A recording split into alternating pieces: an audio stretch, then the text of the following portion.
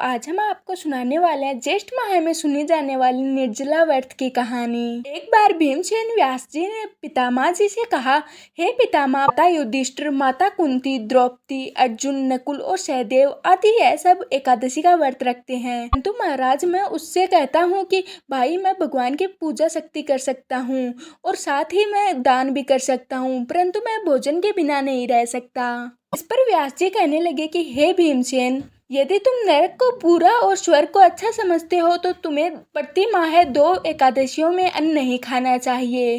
भीम कहने लगे कि हे पितामह, मैं तो आपसे पहले ही कह चुका हूँ कि मुझसे भूख सहन नहीं हो सकती। यदि वर्ष भर में कोई एक ऐसा व्रत हो जिसमें सिर्फ एक ही दिन भूखा रहना पड़े तो वो मैं कर सकता हूँ, क्योंकि मेरे पेट में व्रत नाम की अग्नि है, इसलिए मैं भोजन के बिना नहीं रह सकता। भोजन करने से वह शांत रहती है, इसलिए पूरा उपवास तो क्या, मैं एक समय भी भोजन के बिना नहीं रह सकता, वह भी मेरे लिए बहुत ज़्यादा कठिन है। अतः आप मुझे कोई एक ऐसा व्रत बताइए जो वर्ष में केवल एक ही बार करना पड़े और इसे करने से मुझे स्वर्ग की प्राप्ति भी हो जाए।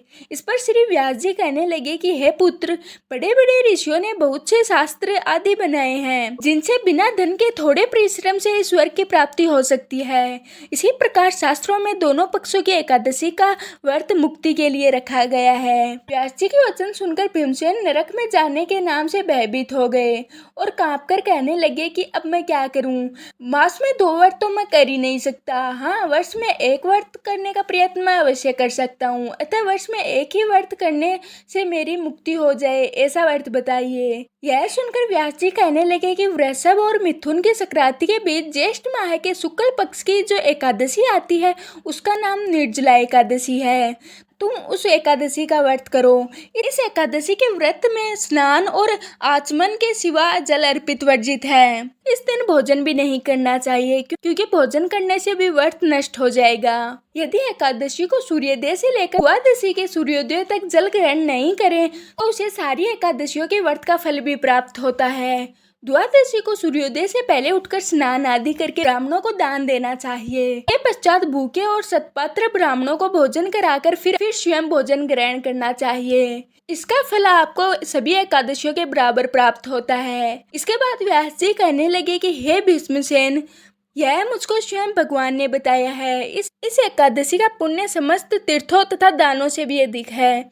केवल एक दिन मनुष्य निर्जल रहने से सभी पापों से मुक्ति पा सकता है। जो मनुष्य निर्जला एकादशी का व्रत करते हैं उनकी मृत्यु के पश्चात यमदूत आकर नहीं घेरते, वरन भगवान के पार्षद उन्हें पुष्प विमान में बिठाकर स्वर्ग ले जाते हैं। अतः संसार में सबसे सर्वश्रेष्ठ निर्जला एकादशी का ही व्रत है, इसलिए यत्न के साथ इस व्रत को करना चाहिए और इस दिन ओम नमो भगवते वासुदेवाय मंत्र का जाप भी करना चाहिए और साथ ही गोदान भी करना चाहिए। इस प्रकार व्यास जी की आज्ञानुसार भीमसेन ने इस व्रत को कर लिया, इसलिए इस एकादशी को भीमसेन या पांडव एकादशी भी कहा जाता है। निर्जला व्रत करने से पूर्व भगवान से प्रार्थना करें कि हे भगवान, आज मैं निर्जला व्रत कर रहा हूँ या फिर कर रही हूँ, मैं दूसरे दिन ही भोजन करूंगा, मैं इस व्रत को श्रद्धा पूर्वक करूंगा, अतः आपकी कृपा से मेरे सभी पाप नष्ट हो जाएं। इसके बाद इस दिन से जल से भरा हुआ एक घड़ा वस्त्र से ढककर स्वर्ण सहित दान करना चाहिए।